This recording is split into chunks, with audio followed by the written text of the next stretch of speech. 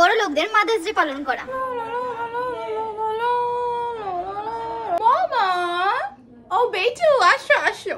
রোমে কি করছো মামা? এই তো বেটু আমি জাস্ট একটু মেকআপ করছিলাম। ইউ নো না, তোমার মমি কখনো মেকআপ ছাড়া থাকেই না। ও ইয়েস মামা, সেই জন্য তো তোমাকে সবসময় এত বিউটিফুল লাগে। ইউ আর সো বিউটিফুল মামা। ও বেটু, you are too beautiful darling. Yeah, I know. But Mama, আমি তোমার জন্য একটা সারপ্রাইজ এনেছি। ও আমার জন্য সারপ্রাইজ। ওয়াও, কি আছে বেটু? না না মামা, এইভাবে না।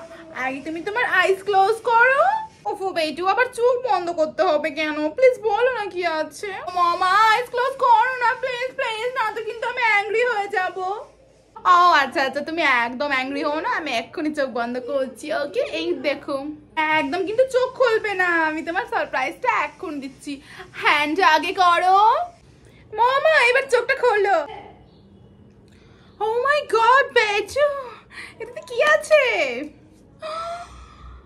ডায়মন্ডের bracelet. Oh my God, wow, this is so pretty বেটু।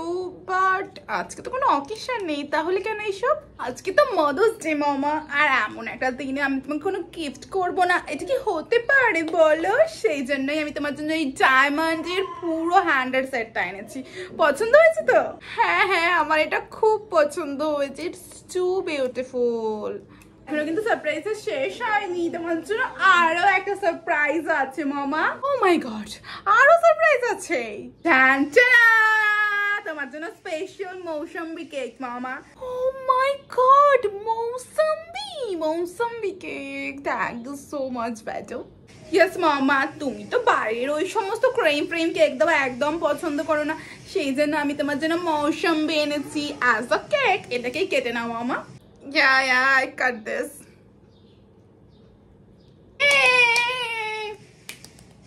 এখনো তোমার জন্য সবথেকে বড় সারপ্রাইজটা তো ওয়েটই করছে মামা। বাট আরো বড় সারপ্রাইজ কি আছে বেটু? প্লিজ প্লিজ প্লিজ প্লিজ বলো।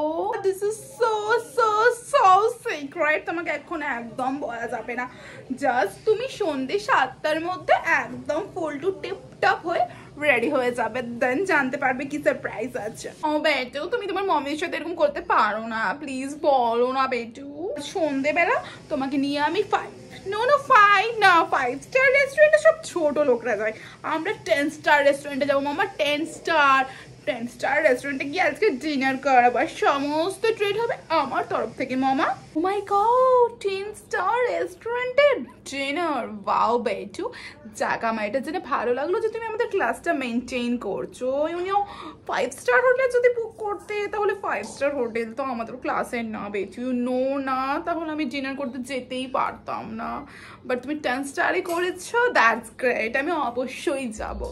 এ মামা, তো তুমি সন্ধ্যে 7টার মধ্যে রেডি থেকো, এখন আমি একটু যাচ্ছি, আমার আসলে ক্রাশের সাথে একটা ডেট আছে। Okay bye. ও ক্রাশের সাথে ডেটে, বাউ। কিন্তু তুমি চাইলে আমার মার্সিডিসটা নিয়ে যেতে পারো। হ্যাঁ, আর আমার পাশে দেখো 4-5টা ক্রেডিট কার্ড রাখা আছে ডাইনিং টেবিলের ওপর, ওখান থেকে ক্রেডিট কার্ডগুলো নিয়ে যাও। হ্যাঁ, থ্যাংক ইউ সো মাচ মামা, আমি জানতাম তুমি এইরকমই কিছু একটা বলবে। তাহলে আসছি, যাও, বাই।